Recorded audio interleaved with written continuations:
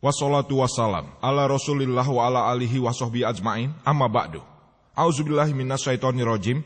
Bismillahirrahmanirrahim. Afala yatadabbarunal Qur'an walau kana min indi ghairillah lawajadu fihi ikhtilafan katsira. Bismillahirrahmanirrahim.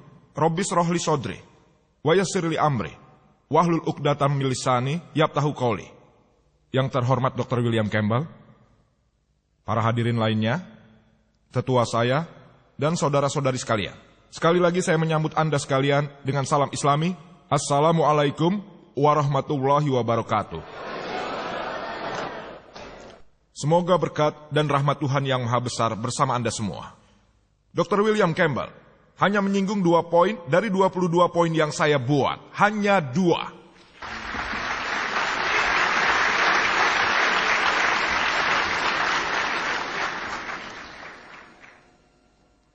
Hal pertama yang disampaikannya adalah beliau berpendapat bahwa hari-hari yang disebutkan dalam Injil, dia menanggapnya sebagai periode panjang.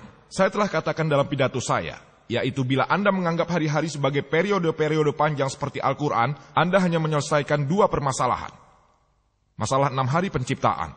Hari pertama terciptalah matahari dan hari ketiga terciptalah bumi. 4 masalah yang ada masih tersisa. Sehingga Dr. William Campbell cenderung berkata hari-hari adalah periode-periode panjang.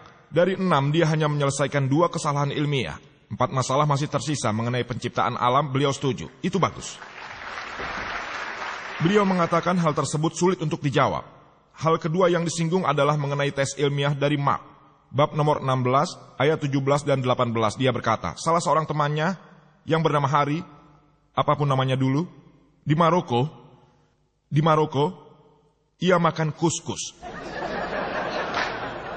Injil menyebutnya versi Raja James atau versi internasional baru yang Dr. William maksud minum racun mematikan, bukan makan, minum.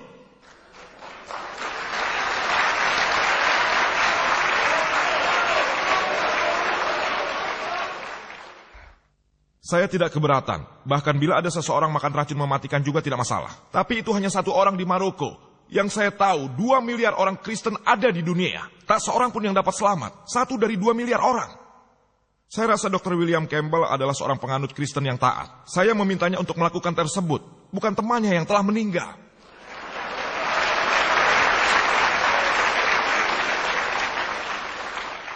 Beliau mengatakan bahwa darah keluar dari mulut. Dr. William Campbell, bahkan saya sangat tahu, sebagai seorang dokter medis yang sering menangani keracunan, dan kami menyembuhkan banyak orang keracunan. Jadi alangkah hebatnya tes itu, bahwa Anda dapat sembuh dan melakukan semua hal tersebut. Dan Anda masih dapat berbicara dalam bahasa asing. Dr. William Campbell tidak tahu bahwa dalam Injil Markus pada bab ke-16, orang-orang di sana berbicara dalam bahasa yang mereka kenal. Dan bahasa aneh. Dr. William Campbell tidak tahu bahwa ada orang India di luar sana. Tentu orang tahu Gujarati, Marathi. Bahkan saya pun tahu. Bila saya tanya Suceh, misalkan bila saya bertanya pada Anda dengan suatu bahasa tertentu, Nirkut Tamil, tidak ada jawaban. Bahasa asing Nirkut, ada orang yang tahu Tamil atau Malayalam? Ada? Ya, itu bagus. Apakah Anda seorang penganut Kristen? Tidak, saya tidak bertanya pada orang di sana. Anda seorang Muslim? Ini menjadi sebuah tes yang harus dilewati para penganut Kristen. Ada banyak orang di luar sana yang mengetahui bahasa-bahasa asing.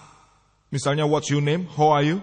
Kaifa haluka dalam bahasa Arab yang Anda ketahui. Bahasa-bahasa baru yang tidak Anda ketahui. Dan Anda telah membuktikan hal yang saya kemukakan. Tapi saya belum menemukan 1 orang pun Kristen yang lolos dari tes di hadapan saya. Tak seorang pun dari ribuan. Bahkan sekarang bertambah menjadi 1001 setelah saya bertemu dengan Dr. William Campbell. Yang hanya menyinggung 2 poin. Dr. Campbell tidak menanggapi 22 poin bahasan saya dan beliau sudah mulai berbicara mengenai ramalan. Sebenarnya, apa hubungan ramalan dan ilmu pengetahuan dalam Injil? Bila ramalan adalah tes itu. Bila ramalan tes itu, maka buku Nostradamus seharusnya menjadi buku terbaik. Menjadi buku terbaik yang disebut firman Tuhan. Itu benar. Ia bicara teori probabilitas. Bagaimana Anda menganalisa dengan Al-Quran dengan fakta-fakta ilmiah berdasarkan pada video kaset saya. Apakah Al-Quran merupakan firman Tuhan yang tersedia di hall? Saya telah buktikan secara ilmiah bagaimana Anda dapat menggunakan teori itu. Dr. William Campbell menggunakan dengan basis ramalan. Bila saya mau, saya dapat mencoba dan membuktikan ramalan tersebut salah. Tapi saya tidak mau, saya menerima apa adanya demi argumen. Bahkan apapun ramalan-ramalan yang dikatakannya adalah benar, demi argumen. Namun bila tak satu pun ramalan menjadi kenyataan, maka seluruh Injil tidak dapat dibenarkan sebagai firman Tuhan. Saya akan memberikan daftarnya. Misalnya apabila Anda membaca Kejadian bab nomor 4 ayat 12 menyebutkan, Tuhan memberimu Kain, kau tidak akan pernah bisa menetap. Kau akan menjadi pengembara. Sedangkan dalam bab nomor 4 ayat 17 menyatakan, Kain mendirikan sebuah kota. Ramalan yang tidak menjadi kenyataan. Dan bila Anda membaca Yeremia bab nomor 36 ayat 30 menyebutkan, Yoyakin ayah Yoyakin, tak seorang pun akan bisa menguasai tahtanya. Tahta David, tak seorang pun bisa menguasainya. Apabila Anda membaca Raja-Raja 2 bab nomor 24 ayat 6, menyebutkan bahwa Yoyakin setelah ia meninggal, kemudian Yoyakin menggantikan menjadi raja.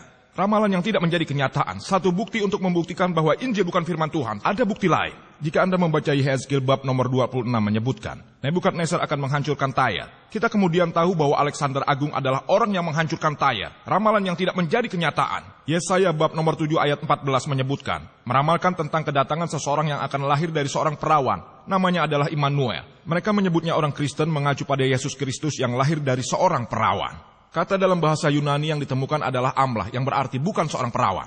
Seorang perempuan muda. Kata perawan dalam bahasa Yunani adalah baitullah, yang ternyata tidak ditemukan dalam Injil. Tapi bila Anda setuju, itu tidak masalah buat kami. Disebutkan pula ia dipanggil Immanuel. Tidak ada dalam Injil yang menyebut bahwa Yesus Kristus dipanggil sebagai Immanuel. Ramalan yang tidak terbukti. Saya dapat memberikan lagi banyak bukti yang tidak memberikan kenyataan. Saya telah memberikan beberapa di antara bukti-bukti tersebut berdasarkan teori Anda. Teori probabilitas atau peluang. Bahwa Injil bukan firman Tuhan.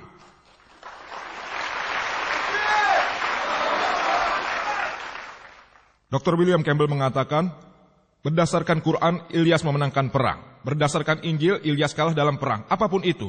Bukan berarti bahwa Injil benar dan Al-Quran salah. Bila ada yang berbeda antara Injil dan Al-Quran, lalu diasumsikan Injil merupakan firman Tuhan. Apabila keduanya dianalisa, bisa saja Quran benar dan Injil salah. Bisa Injil benar dan Al-Quran salah. Bisa saja keduanya salah. Atau bisa saja keduanya benar. Kalau kita harus menganalisa siapa sebenarnya yang salah, maka Anda harus menggunakan sumber ketiga dari luar yang benar-benar otentik.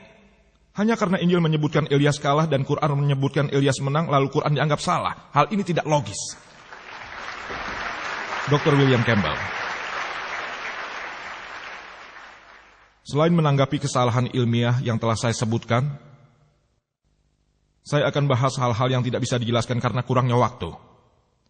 Ada sekitar 6 atau 7 poin yang beliau singgung dalam pidatonya yang insya Allah akan saya beri tanggapan.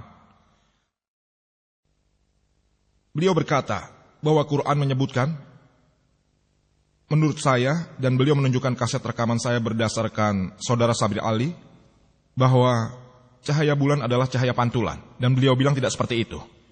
Saya akan mengutip lagi, bahwa Al-Quran menyebutkan dalam surat Furqan 25 ayat 61, bahwa Maha Suci Allah yang menjadikan langit di gugusan bintang-bintang, dan dia menjadikan juga padanya matahari dan bulan yang bercahaya. Munir dalam bahasa Arab digunakan untuk bulan adalah kamar, yang dideskripsikan sebagai munir atau nur yang berarti pantulan cahaya. Kata dalam bahasa Arab yang digunakan untuk matahari adalah syam, yang selalu dideskripsikan sebagai wahad. Dia, yang berarti obor yang bersinar. Sebuah cahaya kemenangan. Saya dapat memberikan referensi surat Nuh 71 ayat 15 dan 16, surat Yunus 10 ayat 5, dan seterusnya.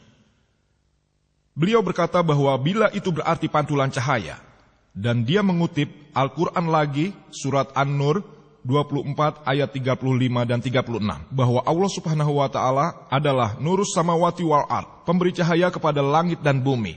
Bacalah ayat tersebut secara lengkap. Analisalah apa yang disebutkannya. Allah adalah cahaya. Nur disebutkan Allah adalah pemberi cahaya kepada langit dan bumi. Ini merupakan sebuah perumpamaan. Sebuah relung yang di dalamnya ada terdapat sebuah lampu. Kata itu ada di sana. Jadi Allah telah memiliki cahaya sendiri dan bahkan pantulan cahaya. Seperti pada saat Anda melihat lampu halogen. Di dalam lampu seperti sebuah sirat. Tetapi reflektornya seperti rembulan yang memantulkan cahaya. Lampu tersebut tabungnya memiliki cahaya sendiri. Tetapi reflektor lampu halogen memantulkan cahaya. Sehingga kedua komponen